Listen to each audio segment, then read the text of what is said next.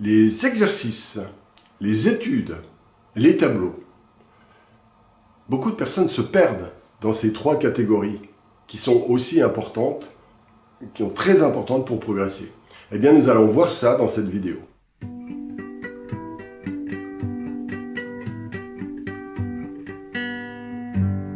Alors, quelle est la différence entre les exercices, les études et la réalisation des tableaux? Comme je le disais en introduction, certaines personnes ne savent pas trop, certains peintres ne savent pas trop quelle est la différence entre l'exercice, l'étude et le tableau fini. Eh bien, je vais essayer de le décrire simplement. Donc, en fait, l'exercice, c'est quelque chose de, c'est une sorte de tête chercheuse.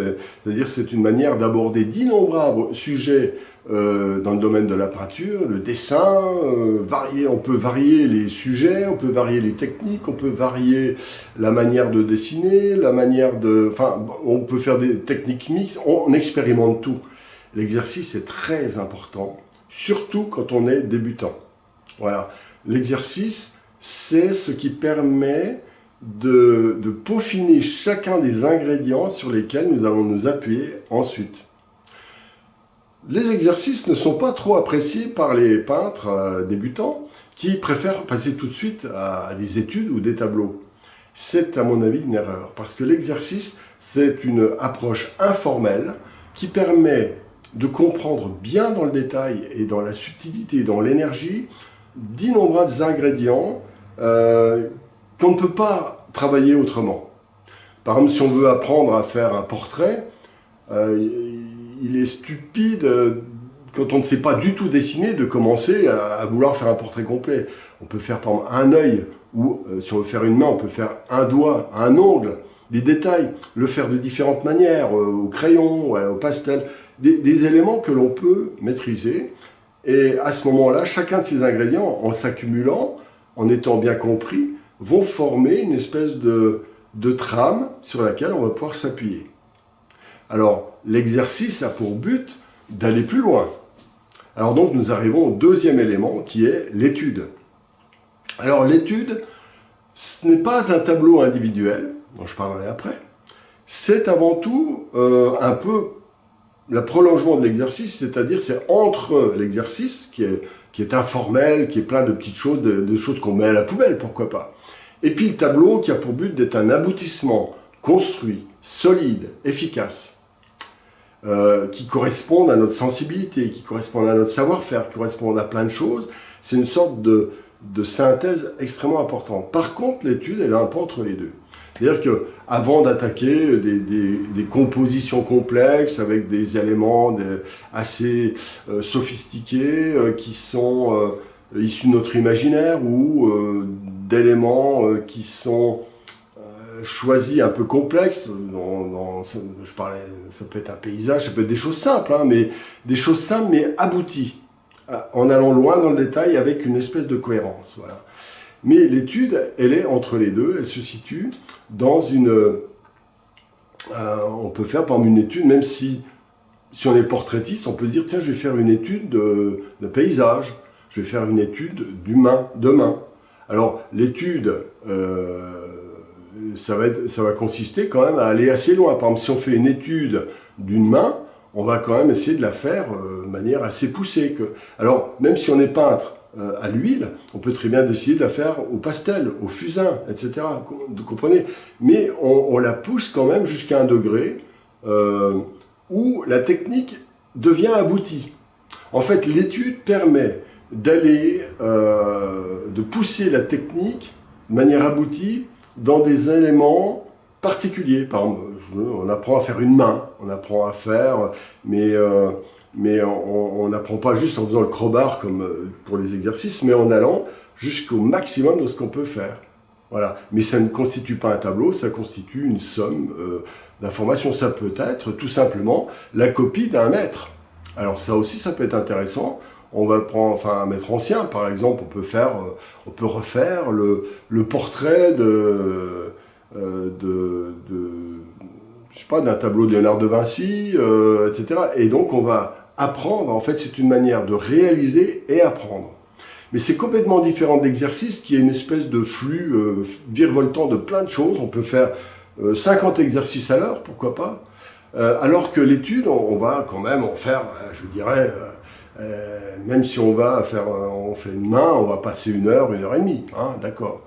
Et puis, alors donc, cette étude est très importante parce que elle permet de savoir ce que l'on a compris en technique, dans notre manière d'observer les choses.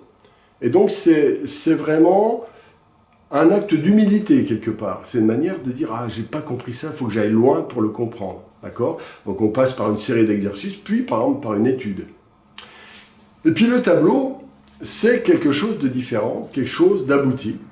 C'est-à-dire, après avoir, avec détermination, discipline, fait pas mal d'exercices sur un sujet. Par exemple, imaginons qu'on veut faire un tableau d'un portrait de quelqu'un qui est devant nous. Eh bien, on fait une 50aine d'exercices rapides, un bout de nez, un bout d'oreille, un bout d'œil, enfin un œil, une mèche de cheveux, comprendre comment c'est fait, voir la lumière, etc. Des petits détails par dizaines, voilà. Ensuite, on va faire, je dirais, une étude, par exemple, on va faire juste les yeux, par exemple, de manière assez poussée. Mais là, c'est plus un exercice, c'est une étude pour comprendre comment sont les yeux, et puis les réaliser de manière assez accomplie.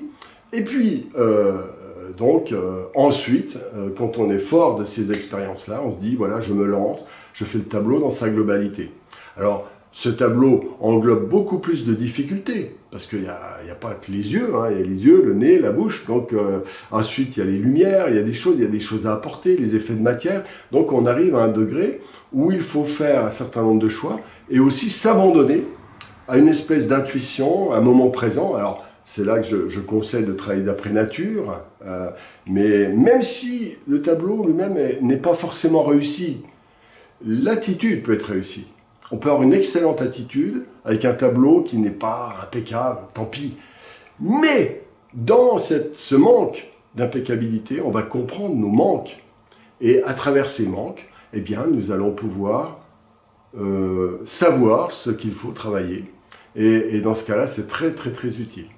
Bien sûr, on peut se rendre compte aussi de ce qui nous manque dans les études et aussi dans les exercices. Mais dans le tableau fini, c'est encore plus évident parce que ça englobe tellement de choses qu'on va se dire « Oh là là, j'ai un problème avec la couleur, oh là là, la matière, c'est pas terrible, il faut que j'améliore ça. » Alors, qu'est-ce qui se passe après ? Vous avez fait votre tableau, et bien vous dites « Il faut que je fasse un certain nombre d'exercices pour comprendre comment je dois travailler la matière, les effets de matière. Ou alors, comment je peux gérer telle couleur avec telle autre couleur. » Donc un petit exercice tout chouette, et puis on s'entraîne, on fait des mélanges, on dit « Ah, j'ai mis trop de médium, j'ai pas mis assez de médium. » Les exercices sont innombrables, aussi bien dans la gestion de la peinture, la gestion des pastels, la gestion du dessin, peu importe. Il y a des centaines de manières de faire des exercices.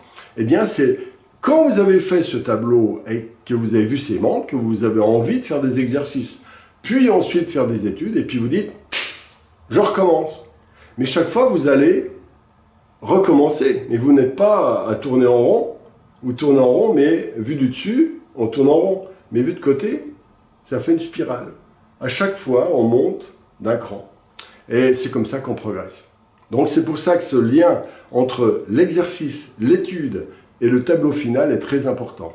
Alors au début, j'incite les élèves débutants de faire surtout des exercices, parce que ce sera plus léger, ils vont respirer, s'amuser, ils ne vont pas se fixer, ils ne vont pas se créer des peurs. Ensuite, bien sûr, on monte en puissance, mais même les gens qui sont, je dirais comme moi, très entraînés, avec 3000 tableaux finis, par exemple, dans ma vie, eh bien, je continue à m'entraîner. Je m'entraîne sur des exercices. Je fais des exercices nombreux. Voilà. Mais moins, bien sûr, moins. Alors, j'ai passé 10% de mon temps à faire des exercices, 20% à faire des études et 70% à faire mes tableaux. Voilà. Mais au début, ce serait plutôt 80% d'exercices, 10% d'études et 10% de tableaux. Voilà.